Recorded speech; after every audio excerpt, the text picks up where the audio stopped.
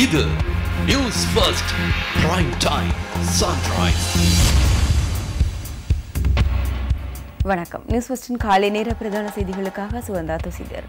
முதலில் தலைப்புச் செய்திகள். இலங்கையின் நல்லிணக்கம் தொடர்பான பிரேரணை ஒன்று ஐநா மனித உரிமைகள் பேரவையில் இன்று சமர்ப்பிக்கப்படவுள்ளது. அரச நிறுவனங்களில் இடம்பெற்ற முறைகேடுகள் தொடர்பில் ஆராயும் ஜனாதிபதி ஆணைக்குழுவிற்கு சட்டமா அதிபர் திணைக்களத்தின் அதிகாரிகள் குழு ஒன்று நியமனம். இத்தாலியில் பாடசாலை மாணவர்கள் 51 பேர் கடத்தப்பட்டு அச்சுறுத்தப்பட்டுள்ளனர்.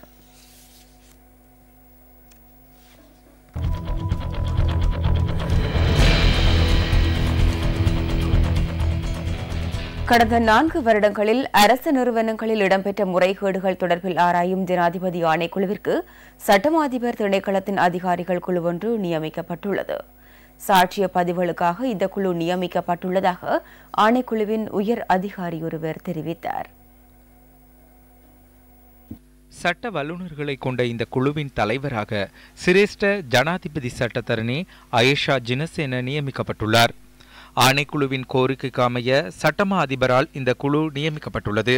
இதேவேளை விசாரணைகளுக்காக போலீஸ் உத்தியோகஸ்தர்கள் 6 பேரை நியமிக்குமாறு போலீஸ் மா அதிபரிடமும் கோரிக்கை விடுக்கப்பட்டுள்ளது. தற்போது முன்னெடுக்கப்பட்டுள்ள ஆரம்பகட்ட விசாரணைகளுக்கு போதுமான அதிகாரிகள் இன்மையால் இந்த நடவடிக்கை எடுக்கப்பட்டுள்ளதாக கடந்த 4 வருடங்களில் அரச நிறுவனங்களில் இடம்பெற்ற முறைகேடுகள் தொடர்பில் ஆராயும் ஜனாதிபதி ஆணைக்குழுவின் உயர் அதிகாரி ஒருவர் குறிப்பிட்டார். ஆணைக்குழுவுக்கு கிடைத்துள்ள முறைப்பாடுகள் தொடர்பிலான விசாரணைகள் எதிர்வரும் திங்கட்கிழமை ஆரம்பிக்கப்பட உள்ளன. ஸ்ரீ ஜெயவர்தனபுர வைத்தியசாலையின் பணிப்பாளரினால் இழைக்கப்பட்ட முறைகேடு தொடர்பில் கிடைத்த முறைப்பாடு குறித்து விசாரணைகள் முன்னெடுக்கப்பட உள்ளன. ஆணைக்குழுவின் முறைப்பாடுகளை ஏற்றுக்கொள்ளும் கால அவகாசம் நேற்று முன்தினத்துடன் நிறைவடைந்த நிலையில் இந்த காலப்பகுதியில் 1142 முறைப்பாடுகள் கிடைத்துள்ளன. இவற்றில் 48 முறைப்பாடுகள் போலீஸ் விசேட பிரிவுக்கு ஒப்படைக்கப்பட்டுள்ளன. 2015 ஆண்டு ஜனவரி 14 முதல் 2018 ஆண்டு டிசம்பர் 31 வரையான காலப்பகுதிக்குள் அரச நிறுவனங்களில் இடம்பெற்ற ஊழல், அரச வளங்கள் மற்றும் சலுகைகளை தவறாக பயன்படுத்துதல் உள்ளிட்ட விடயங்கள் தொடர்பில் குறித்த ஆணைக்குழு விசாரணைகளை முன்னெடுத்து வருகின்றது. சுகாதார அமைச்சின் கீழுள்ள நிறுவனம், பெட்ரோலிய கூட்டுத்தாபனம், ஸ்ரீலங்கன் விமான நிறுவனம், விவசாய அமைச்சின் கீழுள்ள நிறுவனங்களில் பாரிய ஊழல் மோசடிகள் இடம்பெற்றுள்ளதாக முறைப்பாடுகள் கிடைத்துள்ளதாக ஜனாதிபதி ஆணைக்குழு வெளியிட்டுள்ள அறிக்கையில் தெரிவிக்கப்பட்டுள்ளது. தங்காலை பிரதேச சபையில் புதிதாக நிர்மாணிக்கப்பட்ட 2 மாடி கட்டடம் நேற்று திறந்து வைக்கப்பட்டது. இந்த நிகழ்வு எதிர்க்கட்சித் தலைவர் மஹிந்த ராஜபக்ச தலைமையில் இடம்பெற்றது. 400 லட்சம் ரூபாய் செலவில் இந்த கட்டிடம் நிர்மாணிக்கப்பட்டுள்ளது. துறைமுகம் விற்பனை செய்யப்பட்டது. நாங்கள் கடன் வாங்கினோம், கடன் அதிகம் என்கின்றனர். அதனை விற்பனை செய்வதாக இருந்தால் கடனை செலுத்துங்கள், சீனாவுக்கு கடனை செலுத்துங்கள். அவ்வாறு செய்யவில்லை. இந்தியாவுக்கு விமான நிலையத்தை விற்றனர். துறைமுகம் போன்றில்லை. வானத்தையும் அவர்களுக்கு விற்பனை செய்ய வேண்டி வரும். இது நாட்டையும் விற்பனை செய்யும் நிலை. நுரைச்சோலை அனல்மின் நிலையத்தை நான் அமைக்காவிடின் மக்கள் இருளில்தான் இருந்திருக்க வேண்டும். அதிக பணம் செலுத்தி மின்சாரத்தை பெற்றுக்கொள்ள வேண்டியிருந்திருக்கும்.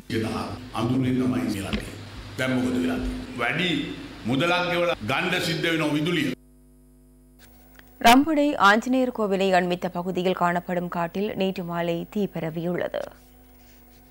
கொத்மலை போலீசார் பிரதேச மக்களுடன் இணைந்து தீயை கட்டுப்பாட்டுக்குள் கொண்டு வந்துள்ளனர். எவரேனும் குறித்த காட்டுப்பகுதிக்குள் தீ வைத்திருக்கலாம் என போலீசார் சந்தேகிக்கின்றனர். கொத்மலை போலீசார் சம்பவம் தொடர்பில் மேலதிக விசாரணைகளை மேற்கொண்டு வருகின்றனர். இன்று நாட்டின் பல பகுதிகளில் இடியுடன் கூடிய மழை பெய்யக்கூடும் என வளிமண்டலவியல் திணைக்களம் எதிர்ப்பு கூறியுள்ளது. இன்றைய வானிலை தொடர்பிலான மேலதிக தகவல்களுடன் இணைந்து கொள்கின்றார் வானிலை அதிகாரி முகமது சாலிஹின்.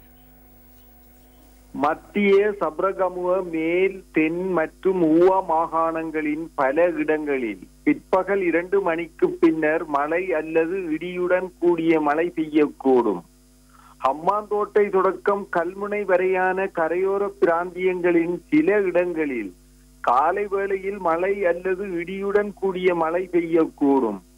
மத்திய மற்றும் சப்ரகமுவ மாகாணங்களின் சில இடங்களிலும் அத்துடன் காலி, மாத்திரை மாவட்டங்களின் சில இடங்களிலும் 50 மில்லிமீட்டர் வரையிலான ஓரளவு பலத்த மழை பெய்யக்கூடும். மத்திய சப்ரகமுக மாகாணங்களிலும் அத்துடன் காலி, மாத்திரை மற்றும் மொனராகலை மாவட்டங்களிலும் பலத்த மின்னல் தாக்கங்கள் ஏற்படக்கூடிய சாத்தியம் காணப்படுகின்றது. சப்ரகமுவ மாகாணத்தின் சில இடங்களில் காலை வேளையில் பனிமூட்டம் காணப்படும். பலத்த காற்றும் மின்னல் தாக்கங்களும் ஏற்படக்கூடிய சந்தர்ப்பங்களில் பொதுமக்கள் அவதானத்துடன் செயற்படுமாறு கேட்டுக்கொள்ளப்படுகின்றனர். வடமேல் மாகாணத்திலும் அத்துடன் மன்னார் மற்றும் கம்பஹா மாவட்டத்திலும் இன்று அதிகரித்த வெப்பநிலை காணப்படும்.